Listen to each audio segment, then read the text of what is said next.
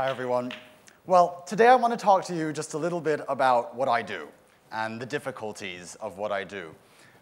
Really, one of the toughest things about being a conductor is describing sound. We all know music is about sound. It's about the ability of sound to move people. You know, we hear a violin and somehow we feel sad.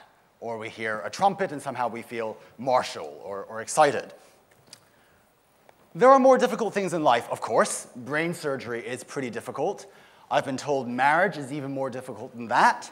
And I challenge you to try to make a perfect souffle. I think that's probably the hardest thing of all. But the ability to describe a sound, to describe what it is, what it does, how it feels, that's pretty difficult. Imagine a crying baby. We all know that sound, right? I mean, we were all babies once. We probably can't remember, but we were. So, okay, it's pretty high-pitched. Okay, so's the squealing of a motorcycle. Yeah? It extends over time. You know, babies cry for a pretty long time. My fiance tells me that when I snore when I sleep, it extends over time too. So that's not very good. You know, you can describe the pitch of it, you can describe the volume, so on and so forth. But look, I mean, it's difficult. You can hear a sound, but if you try to replicate it in words, you try to explain, oh, it's made of this, that, and the other element, it's very, very difficult. Pinning down exactly what a sound is something that is, I think, a little bit beyond the realm of language. So, of course, what Western European music has done is to rationalize it. You all know that, you know, back in the days in the Middle Ages, they had 4 lines, and you could put certain dots on it, and now it's 5 lines, and there are a whole boatload of symbols. You know, you go to music school, 8 years, and, you know, God knows how much money to learn how to do that. And there are conventions. You know, we know that a high note looks a certain way on the staff, and a low note looks a certain way. But when I was preparing this talk, I was in New England, and I was just sitting there listening to the crickets outside the window. It's a beautiful late summer night, and I thought, you know, never in my life will I be able to capture that sound with dots on a page. It's sad. You know, there are limitations to what we can do and how we can describe these sounds. So what we have is convention. In classical music, we have lots of conventions. We all know what a violin sounds like, right? A guitar, yeah? If you've heard Tchaikovsky's 1812 overture, there's a canon at the end, right? We know what that sounds like. You know, those poor percussionists, they spent 8 years at Juilliard just to learn how to play the canon shot at the end. Yeah. So we know what they're supposed to sound like, and as a conductor, I can say to a given instrumentalist, look, you know, this is very romantic. I want you to play it in a very, very romantic way. And trust me, that's a technical term. You know, it's not just, goopy, soupy stuff. You know, I say romantic, they play it a certain way, and it's very nice. You know, we have this language that we all understand. Or if I'm not a very nice guy, I can say, Mr. Violinist, do you remember that recording of that great violinist Jascha Heifetz? He played the Tchaikovsky Concerto, and there's this place where it's just absolutely beautiful. Play it like that. Try. You know, it's pretty passive-aggressive, and, you know, I'm sure I'll be kicked out if I do that. But, you know, there are many different ways of arriving at what we want to get to. None of them perfect, but there are ways. What I've so far been talking about are sounds in the outer ear, sounds that come in from the outer world. But we all know that we hear sounds inside our own heads. Yeah, we organize, we create sounds in our own heads. Have you ever had the experience of just walking down the street and thinking someone's calling you from behind you? And you turn around and it's a dog barking, you know, or something, yeah? So the way that we process sound has a lot to do with context, has a lot to do with what we're expecting, has a lot to do with the timbre of the sound, the length of the sound, the loudness of the sound, and so on. You know Ludwig van Beethoven, poor guy, he was deaf for 20 years, yeah? He wrote all of his greatest music then. He had this capacious inner ear, this ability to hear all these sounds inside his head, put it down on paper, and you know, he also destroyed about 30 pianos in the process, but we won't get into that. I'm not a neuroscientist, so I can't tell you how this works on a neurological level, but we know there's something very, very special with the connection of sounds to the way that we think. So back to the idea of describing these sounds.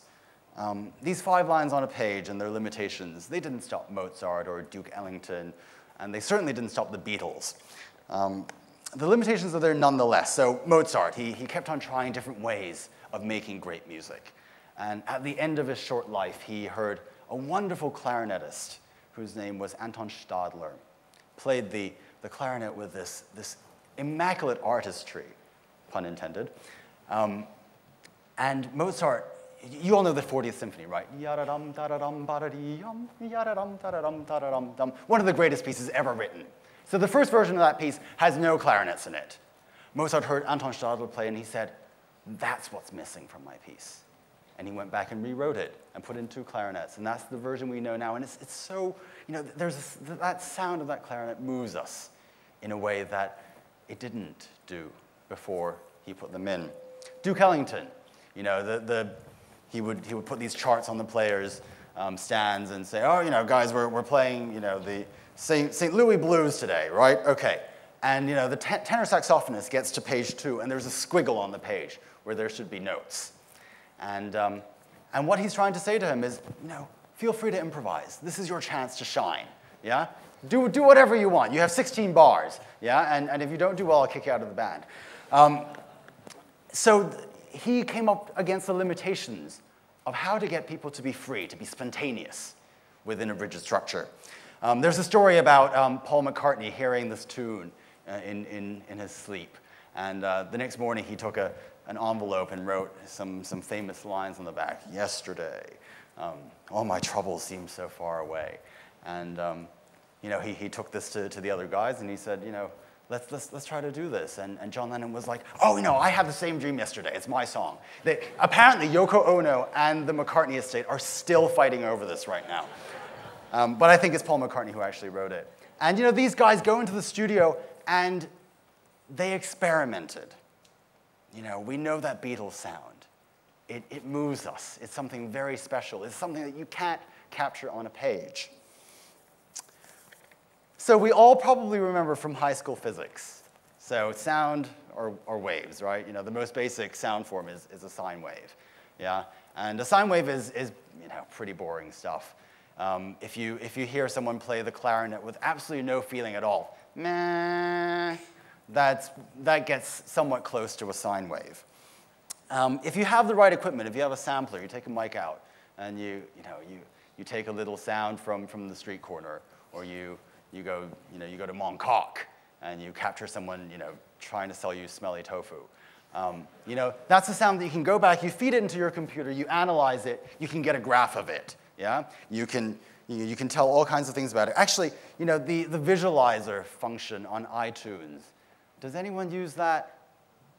Oh God, I hate it. For me, it takes away from the experience of the music, right? I mean, somehow it's not the same thing. You can't turn down the volume and watch the visualizer and have the emotional experience that you have with the music. Or can you? I don't know. I mean, I certainly can't. So back to my initial point, it's really difficult to describe a sound from first principles, from the very basic elements up. And I think the graphic element misses something very, very crucial. A sound can be noise, it can be speech, it can be ambient sound in a city, it can be silence also. When you go to an action movie and you hear a skull being crushed, that's actually the sound of romaine lettuce being crushed. Yeah? Sound exists in context. And for me, as a conductor, it's such a crisis of language that we can't get closer.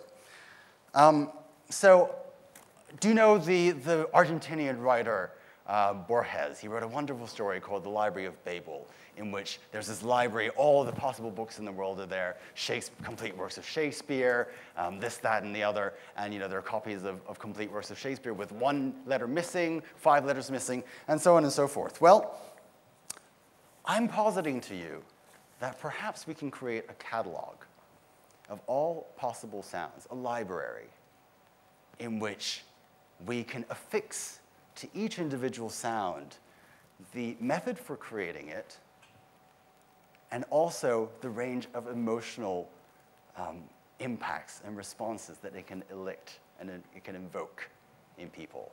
I mean, just think how powerful we would be if we were able to do that.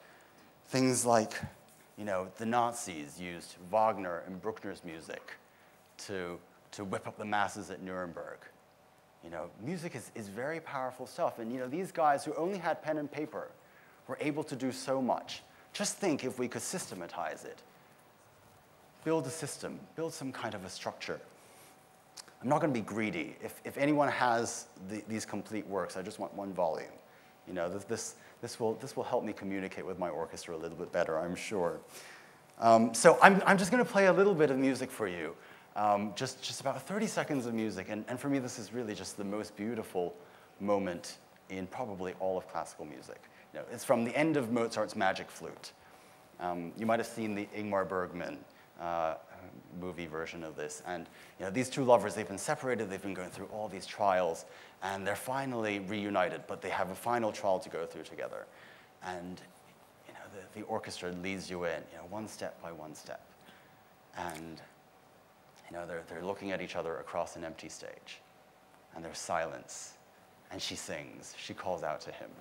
Her voice is like a dove, and the 30 string players in the pit, they play on their violins this wonderful, beautiful F major chord. It's the most beautiful F major chord ever, and it's like we're being transcended. We're sitting on a cloud. Actually, let's just listen to it. There's nothing I can say.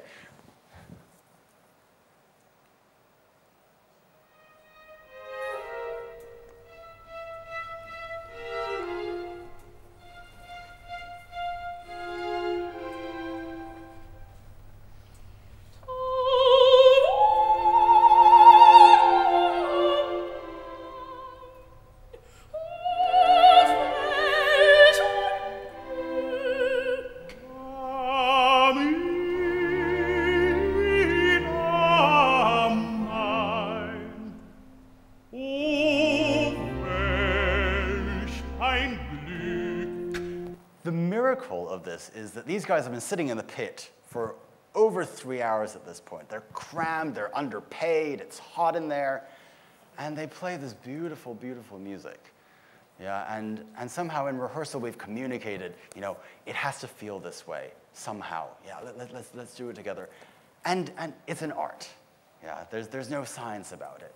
But if somehow, this inadequacy of language, of the way that we communicate, if somehow we can find a way to match the response to the artistic creation, somehow understand a little bit better how these things work together, maybe the mathematicians among us will be able to help, maybe as an infinitely regressing algorithm or something. I mean, it is infinitely regressing. Once you solve one problem, it becomes more complicated. Once you think you've created a certain beautiful sound, there are more beautiful sounds to be created in more beautiful ways. And, ultimately, this is not only about what I do as a creator of music. It's about what we all do as humans, as audiences, as people who are there, capable of being moved by art. Thank you very much.